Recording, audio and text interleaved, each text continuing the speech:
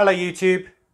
Today we're going to be completing the first street of brick Nottingham with the cinema from the town plan set 10184. So the last position on our street is next to the tram line, and as a result we need a building that is only one story at the edge but preferably higher towards the middle to make best use of the space. And the fact that this building has got this one story element that's underneath 14 bricks high before going to a higher level means it will be able to sort of shove underneath the tram line. So that's why I've picked this building to go in this position. Now the first thing to mention about this particular building is that it is really sun damaged. When I bought this, I was aware of that fact. Maybe not that it was quite this bad, but I bought it for about £20 second hand on eBay, and it's got all the stickers and so on, but it's a heck of a lot cheaper than £150 that it would be typically used, or £300 new. So I was willing to take that risk. And although it doesn't look too flawed, because it just looks old in many respects, I think it does, however, stand out in the Lego city for looking different just because of this mix of colours and these, especially in the whites, this horrible sort of almost tobacco-y stained white colour. It's not actually literally tobacco stained, but you compare it with some of the obvious white bricks that I've changed and you can just see a huge difference. It just looks really odd. Also, all these tan bricks are different tans to each other. All these medium blue bricks are all different to each other. And you can see it's even worse on the sides where some bits weren't showing in the original build. The sun, I mean, that's the original blue that it should be against this very, very faded. So it is crazy faded. And as a sort of homage to that, I sort of thought I'd embrace that and have two of the Series 10 decorator minifigures. There's one, basically giving it a new lick of paint, and I thought that was a really good idea. So, and then we've got a second one on a ladder with his bucket on the floor.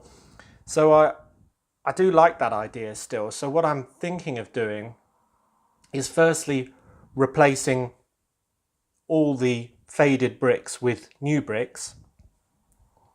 Secondly is though to keep patches of the old bricks, especially where they're painting it, to show that the job is part done, so I can keep these two decorators in place.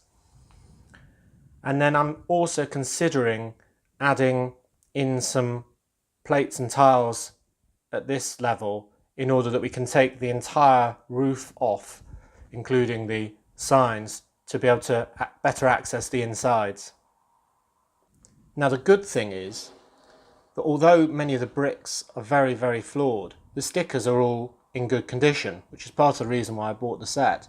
Now, I say in good condition, the sun damage has been so bad that all the stickers have kind of shrunk, obviously expanded and contracted in the heat they're exposed to.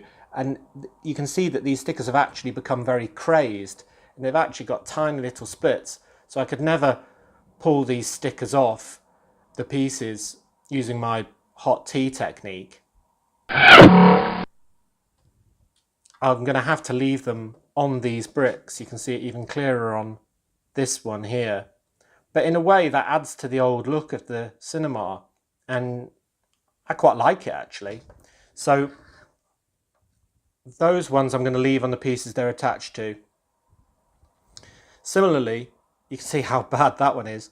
The posters are all crazed as well, but again, maybe they're really old posters, so I'm thinking of leaving them in place as well to show that this is being renovated. And I might remove the staff and put a close sign on a door so it just looks like it's not even open for business. So you can see all the splits in these stickers. But the ones that I really am going to have to do something with are on this sign. It's taken so much sun damage that the red original colour of these lettering, which should be matching these red bricks, dark red, has actually completely vanished, and you can see all of them look either sort of greeny or bluey as the original colour has been bleached out of them. So I've bought a sheet of reproduction stickers just for the use of the letters to say cinema on here.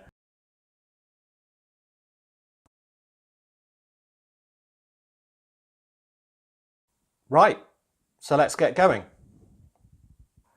Right, so there's the ground floor done.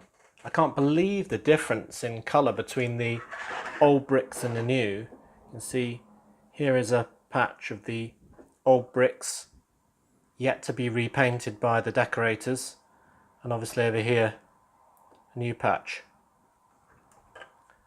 So we've got new here and a bit of new top and bottom, and he's just finishing off the middle on this side.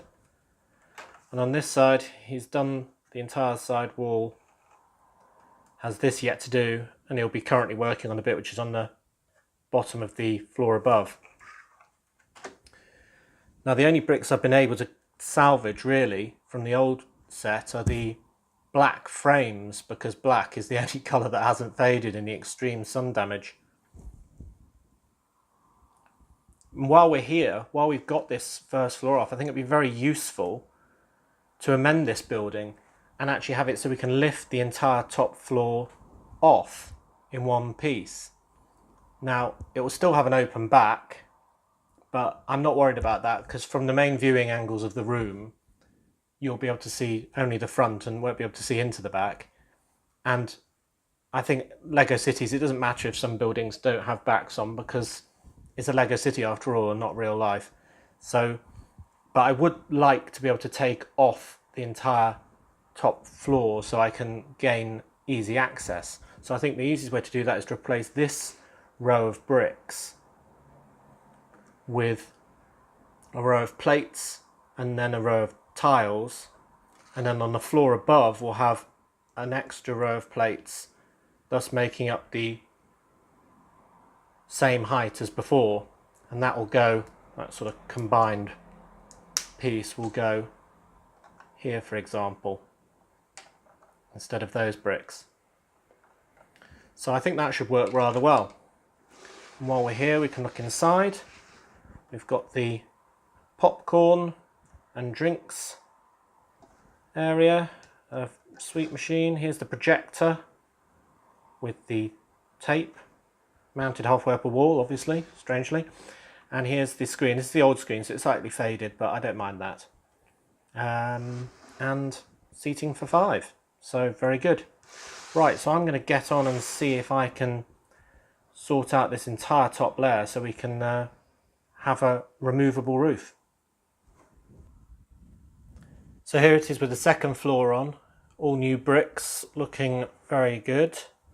I mean, those colours really pop with this Art Deco styling. It's really much improved.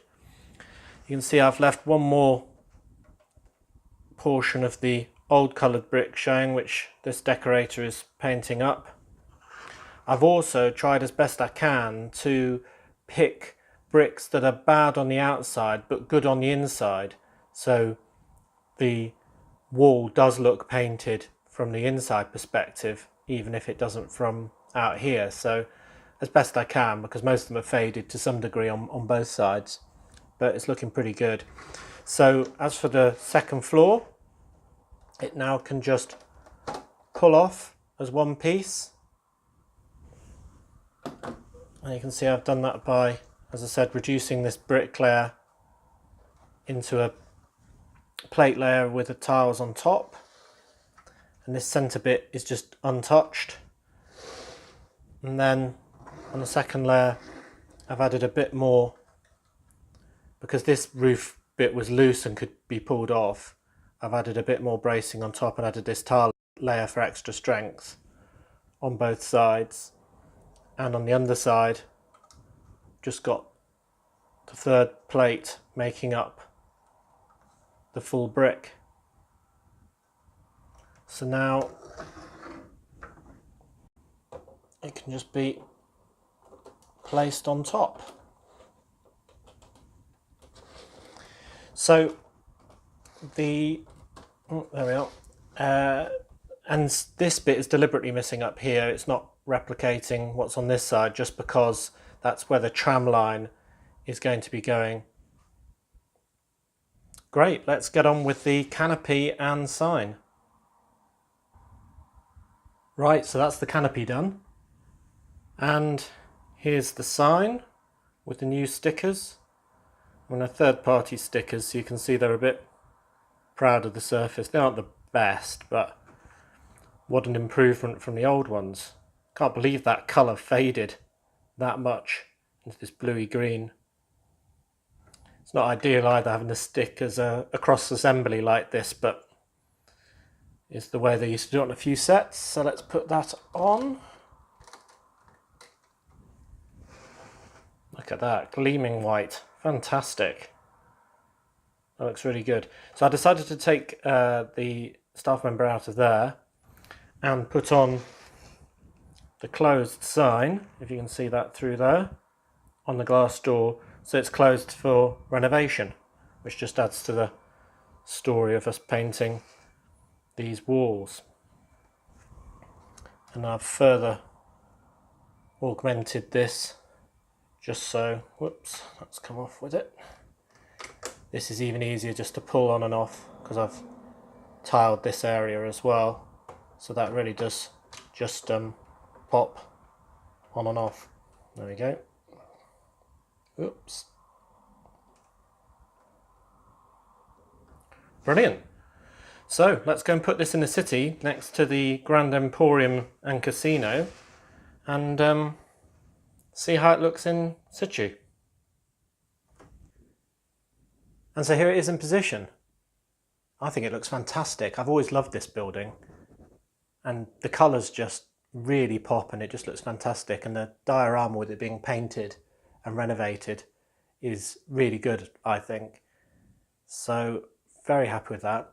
And you can see that that's finished off the other side of the alley, which the robber is down. Also, the tram track is being actually supported by that bit of roof on the side, so it's going to help it when it crosses the road, give it good support. The only bad thing is, after spending that time making it so I could lift the entire roof off in this position with the tram track there and actually touching, I'm not going to actually be able to lift the roof off at all. So bit of a fail there, but if I ever move it and put it somewhere else in my city, then I'll be able to, you know, take advantage of that. But it's good to know I improved it anyway. And I quite also like the tiling in the dark red on the sides, because I think that adds to the finish of it, because before it was just you know, bare studs. So anyway, good. Anyway, as always, don't forget to like, comment and subscribe for more awesome Lego videos.